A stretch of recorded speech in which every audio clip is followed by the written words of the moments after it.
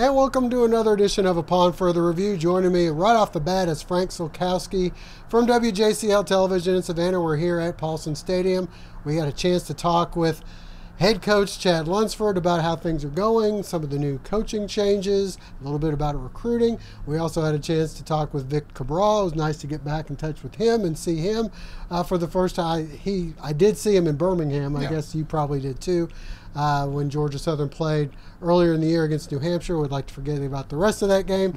And then we also got a chance to talk with Bob Debesse, the new offensive coordinator here at Georgia Southern. Frank, first of all, your impressions of how things seem to be going at Georgia Southern with Coach Lunsford. And out of the gates, he seems like he's hit a couple home runs. He hires Scott Sloan as the defensive coordinator.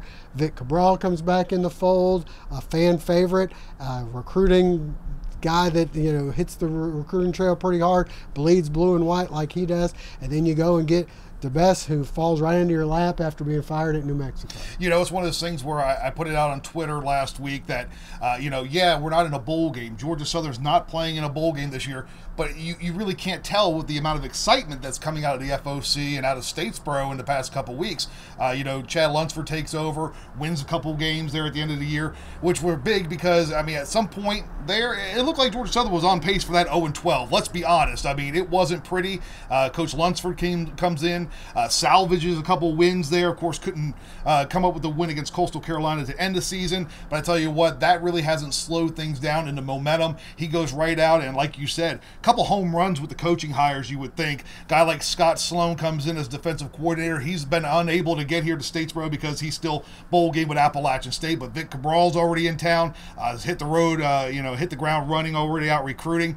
And then you talk about a new offensive coordinator, Coach Debesse. I'm going to tell you what, thoroughly impressed with this guy. You look at his resume, he's a guy who's been there, he's done that, and he's done it successfully. And like you said, kind of falling into lap. I think New Mexico's loss is definitely our gain. And you talk about timing in this business, timing was perfect for this pickup for Georgia Southern, and Chad Lunsford bringing in an offensive coordinator who, when you go back to Willie Fritz and what we were seeing in 2014, this is a guy who had a big fingerprint all over that offense. Now he's coming here, and he's going to be able to take the reins and run his offense. I tell you what, and again, I'll say it this week, despite not being in a bowl game, and no matter what happens with the early signing period and recruiting, there's a lot of excitement going into 2018 and beyond here for Georgia Southern football. All right, well, let's go out and hear from Coach Lunsford. First off, we got plenty of interviews for you. Let's start off with the head coach of the Eagles, Chad Lunsford. There's no doubt there's a positive vibe here. The kids, they're gone. They finished up finals last week, and they're at home for Christmas break, but we're constantly in contact with them, and they're very fired up. I get texts almost every day, Coach, can't wait for 2018. And walking around this building right now, it's just a different feel. It's just like things are aligning, things are getting in place to get us back to Georgia Southern football.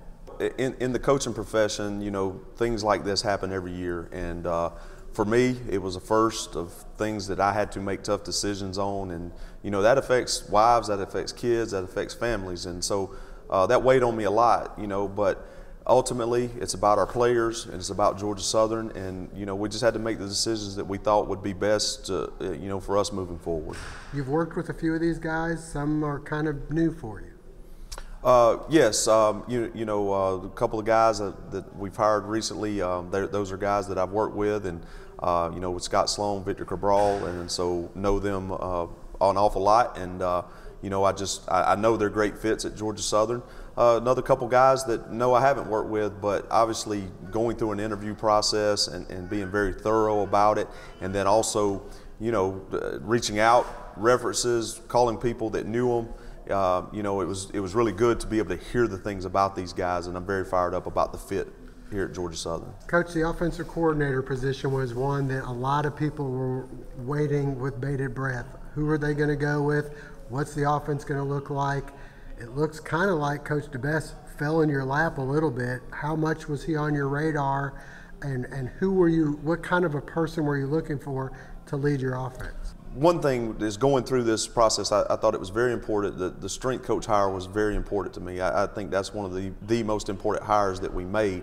And then the next one was the offensive coordinator. And so, I know there was a lot of anxious people out there to see which way we're going. And honestly, I was not going to be in a hurry about it. I know what the offense means to Georgia Southern football and what we do. And having an identity was very important to me, having a system in place, that fit our kids.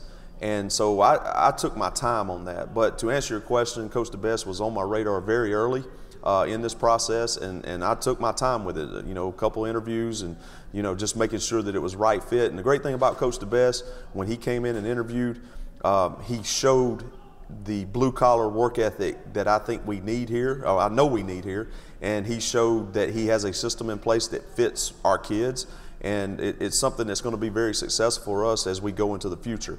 Coach Debesse was a home run hire in my opinion. Any new coaching hires on the horizon? As of now, no, but what we're doing, Coach Debesse, Coach Sloan obviously just got hired, and I want them to have a little bit of ownership in both sides of the ball as far as their staffs go. So still a little bit of an evaluation period right now, but as far as changes goes, that's going to be kind of down the road if we do anything. We'd like to remind you, for any legal advice you may have in the Statesboro, Bullitt County area, we have the man for you to call, Lovett Bennett Jr., attorney at law, Lovett's office located in downtown Statesboro.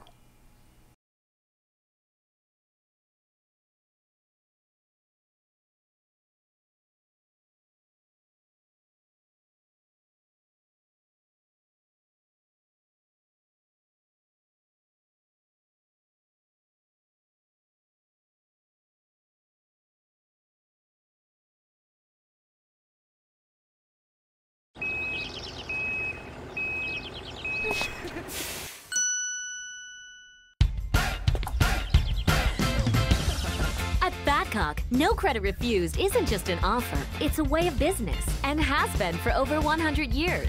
No banks, no ridiculous credit requirements, just local Badcock store owners who treat you right and give you credit when others won't. It's never been easier to express your style. Reminder, if you're still looking for a Christmas tree, look no further than Wiggins Christmas Trees on Highway 80 West, just past William James Middle School. Whether you're looking for a Fraser fir from North Carolina or a Leland cypress, they have you covered. Open Monday through Saturday 10 till 7 and Sunday from 1 to 7. Wiggins Christmas Trees on Highway 80 West in Statesboro. Now let's get into a little bit more with Bob Debesse. Frank, you've mentioned it in the outset. He's kind of the guy who started the offense that Willie Fritz ran at Sam Houston. We saw what he was able to do at New Mexico, and I think it's going to appease a lot of the flexbone people here at Georgia Southern because it's as close as you can get to doing that with running it out of the pistol or the shotgun. And he said there may be some elements even under center. I'm going to tell you what, the flexbone fans and the folks who have been very adamant on the flexbone, I saw you here in 2014 when we went 8-0 in the Sun Belt Conference. I saw you in 2015 when we won at the GoDaddy Bowl. Winning solves a lot of problems. So I don't care if you're running the flex, if you're running out of the pistol, if you're running out of the gun. And as we're going to hear from Coach Debesse here in a couple of minutes, he wants to do a lot of those things. I mean, everything's based out of that triple option. And again, you got that pre-snap movement, and you're doing a lot of the window treatments, and you're giving a lot of different looks. What that's going to lead to is what we've grown accustomed to seeing, some big runs, and that's one thing we've been missing here in the past couple of years are those explosive offensive plays, and I think those days are on the horizon again here in Statesboro. Yeah, and with him, he comes in and he's been able to tailor his offense a lot of times to whatever they have. It looks as though Shai Wertz may be the quarterback of the future. He had some pretty impressive numbers this year, especially throwing the ball right up there with Tracy Ham as his freshman year. And Frank, I guess that's the big question is, with this offense, you do not want to be predictable, and that's one of the knocks against the flexbone or something is, okay, you can beat teams that don't have time to prepare for you, but when you get in your conference, how are you going to do when they've seen you year in, year out and they're kind of used to seeing that. Well, and I think what we heard from Coach Debesse is just slight little changes here and there. That can mean a big world of difference when you're trying to prepare for an offense like what we're about to see out of Georgia Southern. Whenever you get that motion, you tweak that motion a little bit, go through a different hole, you tweak your zone blocking. That can completely be a completely new play, but you've made just a slight change. So I think that's what we're going to see. We're going to see that playbook evolve now, as we now have an offensive coordinator who helped write the playbook. Yeah. So I think what we're going to do is see that evolution, and like we're going to talk about, the type of guys he's looking for is what we've grown accustomed to seeing over the years at Georgia Southern. They don't have to be the biggest. They don't have to be the most muscular, the tallest. They got to be fast. And then when you talk about your offensive line, they got to be mobile. They don't have to be the biggest guys. They can't be Frank, right? They cannot be this. No. That's not going to happen. but if Mark Williams, remember Bus? Yes. That's what we're looking for. And I think, Coach Debesse has that kind of already in mind as we get ready to go into recruiting here. Debesse looking for Debesse? Debesse looking for the bus. All right. Well, we had a chance to talk with the new offensive coordinator and ask him some questions about his future and his plans here at Georgia Southern. It was a nice surprise, but it was a surprise. But that's typical in coaching too. I mean, when you look at all the stops that we've had, I think most coaches would tell you that, we never dreamed that we'd be some of the places that we have been. We loved every place that we've been. And I can tell you, as far as the coaching fraternity is concerned, Georgia Southern has a kind of a special reputation, just because kind of unique, great tradition, kind of a blue-collar, hard-nosed reputation, which I love. And so it was a real pleasant surprise when I was offered the job. Coach, have you maintained a relationship with Coach Fritz? And if so, did you talk to him about this? Absolutely, yeah. I mean, Coach Fritz is one of the most special guys that I've ever worked for. I absolutely love my time with him.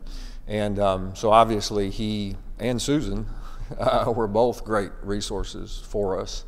And I did stay in contact with him, both prior to and after accepting the job. And obviously they love this place. They absolutely love this place. And not just the job, but Statesboro and the people and the whole thing. So yes, I did stay in touch with Coach Fritz, and he was awesome. I'm confident that we'll find the pieces here within the program to be able to run what we run and do what we do. It's triple option based. That's the foundation, is triple option, and that's where, and it really starts with the inside zone. It really starts with the predetermined give, but there's a lot of pre-snap motion, a lot of window dressing, but it is triple option based, and we'll base out of the gun and out of the pistol, and it'll be run first, hopefully the history it's been fairly exciting and fairly explosive. And I think we'll find those guys here, as well. We'll find the right fit, and not just for the program, but for the offense. All right, Frank. So we saved the best for last. The guy that we've both kept in touch with over the years. It was great to see him come back, and that's Victor Cabral. He's going to be coaching the defensive line. It looks like there's a lot of talent there, and there's actually some players there that he was involved in the recruiting process or bringing them in and familiar with. And just the infectious bleeding blue and white that Vic has is something that should serve him well on the recruiting trail and should make all of Eagle Nation excited to have him back in the fold. Trying to describe what Vic Cabral is, it's kind of hard. It's kind of like a Sasquatch or a Loch Ness. I mean, he's there, but just nailing down and what defines him, that's the challenge, because there's only one Vic Cabral. And we've been fortunate to have the guy. We've seen him play here. We've also seen him coach here in several different capacities. And to bring him back now where he's going to be in charge of those defensive linemen, what you're going to see out of those defensive linemen. They're going to play for that guy. You're going to bleed for that guy. Why? Because he's done the same thing out here. He's not going to make these guys do anything or not going to make them do nothing that he hasn't already done out here. And that goes a long way. And like you said, some of the guys already on the roster, he's already has some history with as well. So that helps in the process. When you know going into spring practice, you're going to be dealing with a guy who you've already dealt with. That kind of helps, makes the transition a little bit easier. But again, I have no doubt, when we hear coaches say we're going to be flying around, hard hitting, some of that can be lip service. But with a guy like Vic Cabral, no, that's exactly what you could expect, because that's what he brings to the table. And it's funny because he was coached by a guy that had a very similar background in John Pate. Yeah. Maybe not as big and tall and athletic as Vic, but definitely brought the fire. And I think, Vic picked that up from him, carried it to the level that he's got now. We did have a chance to talk with Victor Cabral about coming back to Georgia Southern.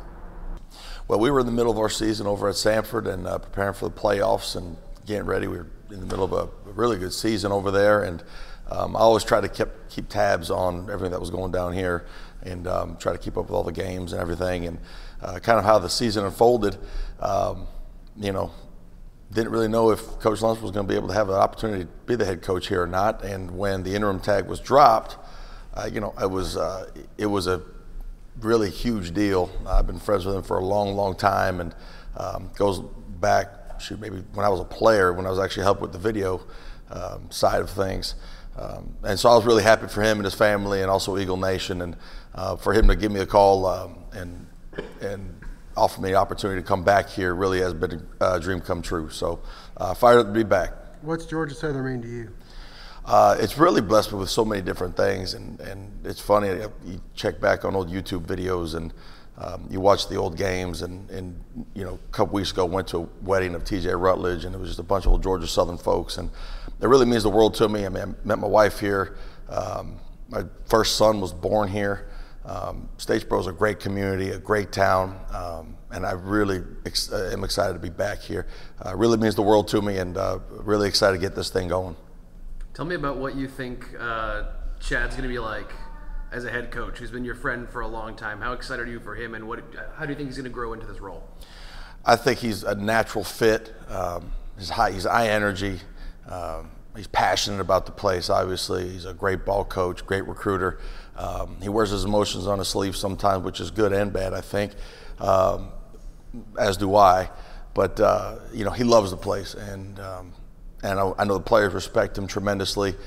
He's going to do a great job, and we're all going to be there to support him and hopefully get Georgia Southern back to the prominence that we all know and understand needs to be at.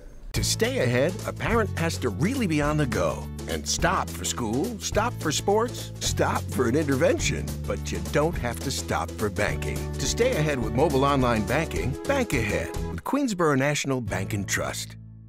See Jeremy Reagan and the staff at Queensboro National Bank and Trust, South Main Street in Statesboro. A sports injury can stop you in your tracks. At Optum Orthopedics, our specialized physicians and staff use advanced orthopedic procedures with one specific goal in mind: to get you back to you. If you have a sports injury, request an evaluation. Experience the Optum difference. Lee Hill & Johnston Insurers. We've been Statesboro's insurance people since 1963. That's a lot of memories. Recognized as one of the leading agencies in Georgia, Lee Hill & Johnston is independent and offers a complete line of personal and business insurance for auto, life, home, and health. We'll shop companies to find the lowest premiums and best coverage for you, your family, or your business. Lee Hill & Johnston Insurers, the insurance people since 1963. All right, Frank, well, one of the big questions right now, you have the early signing day coming up on Wednesday. This show will air Wednesday and Thursday and Friday as well. I guess there were a lot of people anticipating a big signing class coming in December. I think from what we've heard from Coach Lunsford, you're going to see just a few here in December, and then a bigger one coming out in the regular in February for the regular signing period, which shouldn't surprise people because this is more of a thing set up for the bigger P5 schools to kind of get out there, and then that also helps thin the crowd, and then you know what you got to work with as far as the Georgia Southerns and the Sun Belts and the Macs of the world. Yeah, I kind of consider this early signing period kind of like a hallmark signing period, you know, kind of a made-up holiday. I really think this one was pushed just to protect and to help the big time, the Power 5 schools, and I think that's, you know, that's a good thing, because I think what happens is you know, a lot of these bigger time schools, they're offering so many scholarships, and now you're going to call their bluff a little bit. You know, are those scholarships still going to be around, or after that early signing period, is there going to be any room for me if I'm a, you know, a 3-star guy who's been offered from the University of Georgia? Is there going to be a scholarship even left for me? And again, I think Georgia Southern and the approach they're taking is, you know, yes, this is a very important. This first early signing period is very important, but it's not nearly as important as that traditional February, that first Wednesday in the month of February, the National Signing Day that we're all so used to. And again, you're getting your staff in here. Let's be honest, Coach Sloan's not going to get in here. Your defensive coordinator's not going to get in here until his bowl game is done with Appalachian State. So I think that's right. You get all the coaches in here, you get them on the same page, and then you set your targets and you go out and you get them. I know Coach Lunsford has already been doing some in-house visits with some of the guys that we've kind of targeted already, and you have to do that because everybody in America is doing that. But again, I only expect, you know, a couple guys to be signed during this, and when you see that on a Wednesday, oh, Georgia Southern only signed 2 or 3 in early signing, don't panic, because here's the thing. Remember, we only had 8 seniors on this year's team, so we do have a lot of guys returning, and you know, and we're going to talk to Coach Lunsford about that as well. The way he's approaching signing day is to kind of take care of what's right here, right now, and then go out and get your key targets. And I really do like their approach, because it's very similar to the way the coaching hires have gone. So I think what we're starting to see out of Coach Lunsford is the approach. Don't rush things. Don't rush the process. And I know that sounds coach talk. You know, trust the process. Don't rush the process. But again, you know, you kind of want to go ahead and get all your I's crossed. No. Get your ducks in a row? Yeah, your T's crossed and your I's dotted. There you go. There you go. Something like that. Ducks in a row, whatever you want to say. You want to get all that done before you make a mistake that, you know, why bring in a kid who doesn't fit your program and is just here for 4 years and you've wasted a scholarship on that. So again, I don't mind the process that, you know, that we may see a couple this week, but we'll see a really good, strong signing class in February. Yep, we have probably 3 or 4 here, the early one, and then maybe 10 or 12. We don't know exactly the number. It's kind of one of those things that's hidden that we don't really know, but we'll see once they. It's a very fluid recruiting. There you go. It's the number is fluid. We had a chance to talk with Coach and Coach Cabral and Coach Debesse about recruiting. Just like the coaching hires, I wanted to make sure that we were taking care of our kids that are here now, putting the best coaches in place. Recruiting is the exact same thing.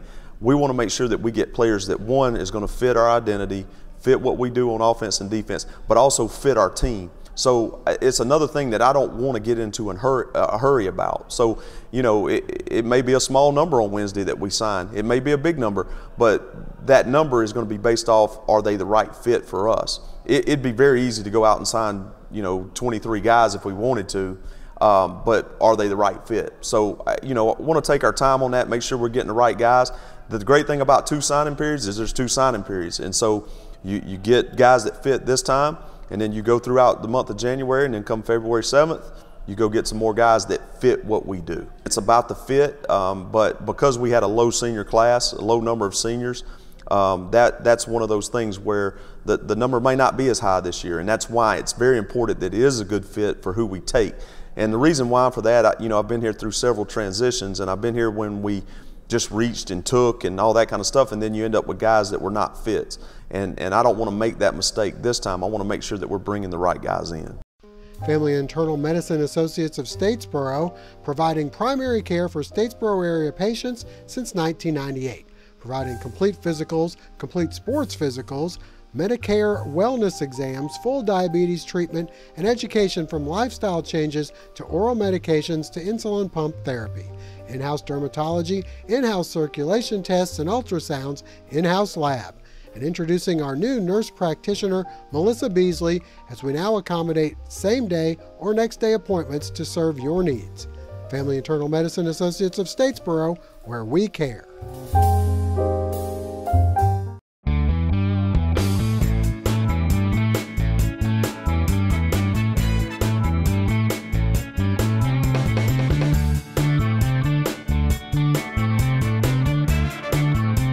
Hey, Miss Thompson.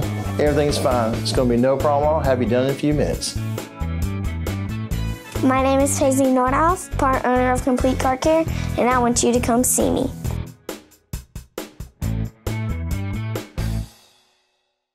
The Medical Center Pharmacy on Grenade Street is proud to be your Health Mart pharmacy in Statesboro. The Medical Center Pharmacy, locally owned and serving this community for 50 years, is open 364 days a year. The pharmacists at Medical Center know there's nothing more important than your family's well-being. That's why they take the time to know their customers, explain their medications, and answer any questions. The Medical Center Pharmacy, your Health Mart pharmacy. Health Mart, caring for you and about you. All right, Frank, well, before we go, a little high school basketball. Statesboro High playing down in your favorite neck of the woods. Slappy. Down on Slappy, down in Albany. The You Save It tournament's always a big thing. I talked to Coach Hill. He said he'll love going down there because there's going to be athletic teams. The crowds are packed for those things. You know, you've covered it. You've been down there. Basketball is so big down in the Albany area. And then you get to see some teams that you're not going to normally see because you're not going to play home and homes with Westovers and Dohertys and things like that. So they're going to get to see it. You might take some lumps, but in the long run, it's going to help things out. Well, and then you look at the early season schedule that Coach Hill has his Blue Devils playing, and they've seen this early season success. So they haven't cowered away from the tough competition. We've seen some of the wins, the Bradwells and the Swainsboroughs and stuff. Very impressive wins. Now you go see some of the teams that you may face in the playoffs, that type caliber, and you go ahead and see how your team stacks up against that. And again, I like it because then you'll come home and you'll do your Gentleman's Classic, and you'll have that, and you have the home cooking there, see some more good talent there. At this point of the season, again, while you're not in your region play, it's all about quality and quantity of games. The more reps you can get your guys, the more minutes they can see on the floor is going to pay off dividends, and that's just what this trip down to Southwest Georgia is for the Statesboro Blue Devils, is a chance to get some good quality reps in before they get into the bulk of their region competition once we get to the first of the year. Southeast Bullock playing down there as well. They've had a tough season, and it doesn't look to get any easier for them. They play in what's got to be the toughest region in the state. I mean, you've got Windsor Forest, Jenkins, and Johnson all ranked 2, 4, 6 in the state. I mean, those three teams alone is going to be tough, and they're going to beat each other up once they end up having to play each other as well. Well, and it's Murderer's Row is exactly what it is. When you talk about, and just to show the parity over in Savannah that we have right now with what you talked about, Jenkins, Johnson, and Windsor Forest boys. Okay, Windsor Forest the other night beat Southeast Bullock 102-50. That's a 52-point win. You think, okay, this is a high-scoring offense. What happens just over the weekend? Jenkins boys knock off Windsor Forest boys 56-52. So you're looking at this and you're like, wow, Johnson boys beat Jenkins last week. And Johnson played without their big man who's already verbally committed and signed with the University of Georgia. So you're looking at, okay, one man's down. That doesn't mean they're over. Johnson was able to, they show a lot of depth and they get a lot of guys in, so they have fresh legs. And that's what Southeast Bullock, I feel for them, because when they join that region, they can compete, they can win a thing in baseball and the footballs and everything else, softball and the soccers and everything else. They can do really well in there. But when it comes to basketball, that's Savannah's house. I mean, that AAA region, that is Savannah's house. That's where the bills are paid. And the problem with that is Southeast Bullock, they're going to feel their bumps when they get into this region play, because there is some good basketball being played this season in Savannah. Yeah, and last year you had Johnson and Beach play on the girls' side for the state championship. I wouldn't be surprised to see an all Savannah in their AAA as well. Well, the Beach girls, again, highly ranked. They're number 1, 2 in the state. They've already played Johnson once this year, beat them by 6. So you think maybe this will be a down year for Beach coming off of a state championship. They lose a lot of folks. No, they just reload, and they appear to be right back where they left off. And Johnson had even more losses as far as seniors graduating, and then they're still hanging with Beach. So yeah, in Savannah with the high school basketball, it's not just another year. They don't rebuild. They just reload. And that's going to wrap it up. Thanks, Frank, for coming by. We've had a nice full show. We had plenty of interviews to get to, and even able to talk some high school basketball. I know you're going to be busy with that throughout. Did you finish the Savannah? We got the Savannah Classic finished in the middle of the week, and then, like you said, we'll take off a little bit of time for the Christmas break, and then we'll be right back at it right over here in Statesboro with the Gentleman's Classic, and get to see Statesboro, and then some other tournaments going on in the area. So again, just a little respite, and then we're right back into it. All right. Well, appreciate Frank for joining us, and hope to see you again next week.